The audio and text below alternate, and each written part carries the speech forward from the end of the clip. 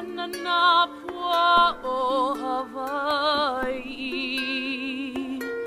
January 17th, 1893, a city was buried in tears after the illegal overthrow of its queen, losing their kingdom, their home, and more importantly, their feeling. And Ellen Kamakawiwo'ole Wright Prendergast writes a song to liberate a community. August 12th, 1898, the word annexation rings through a newly slaughtered country. In a day, songs wring out tears like cries from newborn babies, and I wonder, is anyone still listening? Listen. August 21st, 1959, Hawaii officially becomes the 50th state of this God-forsaken country, and no one is singing. It's January 17th, 2008. 115 years to this day since we were the ones who have our nation violently ripped away. I've watched the blood-stained footprints fade. We watched as Hawaiians forgot to fight. One by one, ice pipes began to ignite. Waikiki's face transformed from brown to white. The blood took its time to fade, and we have changed.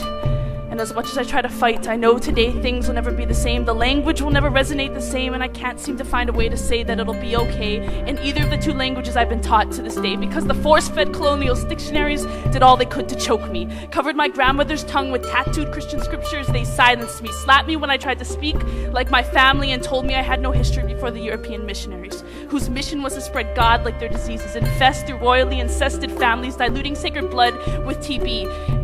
All for a God they said would end our suffering. And so we converted.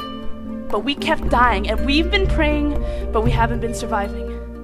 But mana cannot be created or destroyed by man, so it must mean that we still stand a chance. But we need to use what's been left after Christ said we couldn't dance, couldn't chant.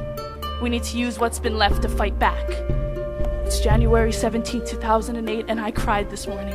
Hung flags at half-mast and tried to silence my mourning. A nation remembered its distress as I got dressed, and I tried my best to forget, but I couldn't. And so I may have lost sight in the tears my ancestors cried, but I'll show you my pride. Tattoo my mo'oku au ho to my tongue, as to never forget where my voice comes from, who my loyalty is tied to, and what nation my heart sings to. I'll sing for you. I will chant continuously to show you that I am Hawaiian. I will stand, fight, and chant, and never be compliant, because the second I start worshiping the red, white, and blue, pledging allegiance to a nation that turned our eyes red, people white, and hearts blue, is the second I know that the fight is through. And in 1893, we promised to back Lady Okalani until she was free, daring to call ourselves the famous flowers of the land that we weren't even willing to protect.